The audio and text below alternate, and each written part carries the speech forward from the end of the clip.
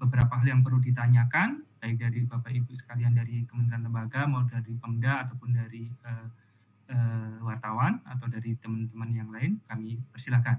Pak Ari, mohon izin kami sudah coba merangkum beberapa pertanyaan yang masuk dari live chat di live streaming kanal YouTube Kementerian Pan-RB. Yang pertama ada pertanyaan terkait apakah passing grade TKP sejumlah 166 ini tidak terlalu tinggi. Kemudian ada juga pertanyaan tentang materi bahasa Indonesia yang masih ada untuk TWK. Kemudian untuk P3K, nilai ambang batasnya kapan akan disosialisasikan? Mungkin cukup sekian dulu Pak, nanti jika ada pertanyaan akan kami laporkan kembali. Silahkan Pak Ari.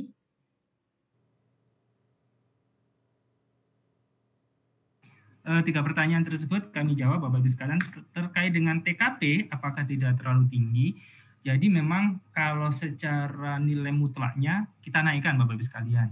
Namun demikian kalau kita lihat ada penambahan jumlah 10 soal, di mana 10 soal itu ada di TKP dan kemudian nilai maksimumnya adalah 50, maka kemudian nilai rata-rata secara proporsi TKP tersebut ada kenaikan tapi cuma sedikit, di bawah 2%, 1,sekian% dibandingkan tahun 2019. Dan saya yakin nanti peserta CPNS akan mampu bisa menjawab ini secara bagus, secara secara tepat. Dan kemudian juga kita sudah mempertimbangkan untuk bisa diakomodir bukan hanya di wilayah Jawa, mungkin di wilayah Jawa akan terjadi persaingan yang tinggi, di nilai-nilai yang tinggi, tapi sedangkan di luar Pulau Jawa barangkali ini yang harus kita akomodir Bapak sekalian, sehingga kami yakin bahwa dengan nilai passing grade ini insya Allah bisa meliputi atau mengcover dari juga keperluan di pemda-pemda atau di peserta-peserta di luar Pulau Jawa. Kemudian yang kedua terkait dengan bahasa Indonesia, benar bahasa Indonesia ada tetap di TWK, tadi juga sudah disampaikan Mas Aldi. Kemudian kapan passing grade P3K untuk guru dan non-guru. Jadi sebentar lagi Bapak sekalian, nanti kami lagi godok untuk segala bentuk passing grade ini bersama Panselnas. Tentu saja nanti kita juga akan umumkan segera setelah Panselnas menyetujuinya dan kemudian juga Pak Menteri juga sudah menandatangani keputusan Menteri tersebut. Saya kira demikian Mbak Cindy yang dapat kami jawab. Monggo silakan. Baik, terima kasih Pak Ari atas penjelasannya. Kemudian ini juga ada lagi Pak pertanyaan yang juga berasal dari kolom live chat di YouTube. Pertanyaannya yaitu, kenapa formasi khusus cum laude tidak ada nilai ambang batas TKP dan TWK-nya? Seperti itu Bapak. Baik, jadi untuk cum laude itu TWK dan TKP tidak ada, tapi total SKD-nya harus ada. Total SKD-nya tetap ada passing grade-nya, dan passing grade-nya ini sama dengan yang total SKD untuk yang formasi umum 311. Jadi pada prinsipnya cum laude itu kita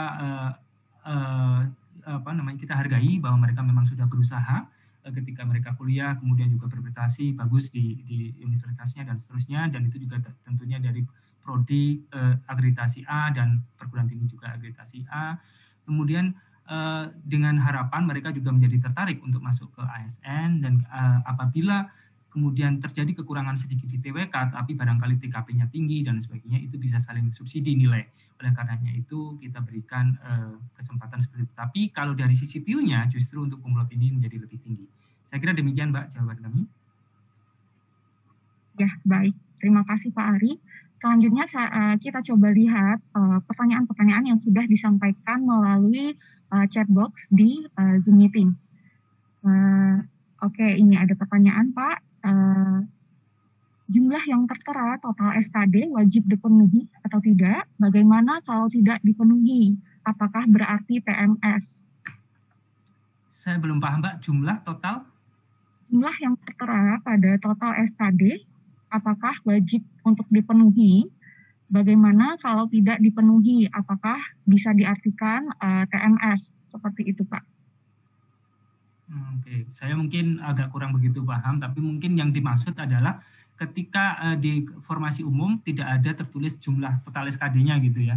Tapi sebetulnya Bapak Ibu sekalian, kalau yang bersangkutan misalnya untuk formasi umum itu 65, dia minimal 65, kemudian minimal TIU-nya 80, minimal TKP-nya 166, maka otomatis total SKD-nya juga di atas 311 itu, seperti itu. Tapi kalau yang formasi lain, maka hanya dipersyaratkan memenuhi TIU dan di total SKD-nya gitu. Di total penjumlahan dari TWK, TIU, dan TKP. Itu bisa saling subsidi. Jadi seandainya nilai TWK-nya ada kekurangan sedikit, tapi nilai TKP-nya tinggi, maka itu menjadi nilai yang bisa memenuhi bagi dia. Mungkin jawaban saya seperti itu. Tapi kalau TMS sebetulnya bukan istilah di SKD ya. Kalau TMS itu mungkin barangkali di verifikasi administrasi. Mungkin saya agak rancu untuk menjawabnya. Silakan Mbak, dilanjut. Baik, terima kasih banyak Pak Ari. Kemudian kita masih berlanjut ke pertanyaan yang disampaikan melalui chat box di Zoom Meeting, yaitu pertanyaannya adalah, untuk penambahan waktu 130 menit dalam tes SKD bagi tunanetra sensorik, apakah juga berlaku terhadap disabilitas buta warna, low vision, yang masih dapat melihat dan membaca? Seperti itu, Bapak. Iya. Jadi Mbak Cindy, perlu kami sampaikan Bapak Ibu sekalian, untuk verifikasi disabilitas ini sudah sesuai ada di Permenpan, bahwa verifikasi harus dilakukan pada waktu verifikasi administrasi dengan video, kemudian mengamati dan sebagainya, kesesuaian terkait dengan disabilitas yang bersangkutan. Otomatis kalau yang bersangkutan kemudian sesuai bahwa dia klaimnya pada mendaftar adalah sensorik netra dan kemudian dipilih sebagai netra, maka yang bersangkutan melamar di penyandang disabilitas, maka otomatis dia akan diberikan waktu 130 menit. Namun demikian, kalau untuk yang buta warna, saya kira tidak, karena itu termasuk disabilitas yang bukan yang termasuk disabilitas sensorik netra. Jadi tetap berlaku 100 menit. Saya kira demikian, Mbak. Ya, baik, terima kasih banyak Pak Ari atas jawabannya. Baik, jika kita lihat ini memang cukup banyak pertanyaan yang muncul di kanal YouTube Pak, namun kurang lebih pertanyaannya mirip dengan yang sudah disampaikan tadi dan sudah dijawab oleh Pak Ari.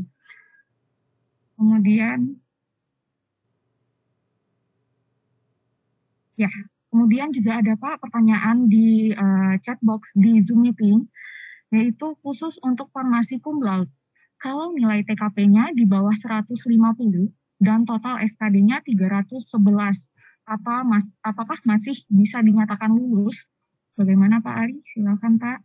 Iya, sebetulnya sama dengan pertanyaan tadi. Cum laude passing grade-nya ada di TIU dan total SKD-nya. Jadi cum laude itu minimum TIU-nya adalah 85, dan kemudian minimum penjumlahan dari TWK ditambah dengan TIU ditambah dengan TKP adalah 311. Sekali lagi, passing grade-nya ada 2 di TIU dan di total SKD-nya. Saya kira demikian, Mbak, jawaban kami.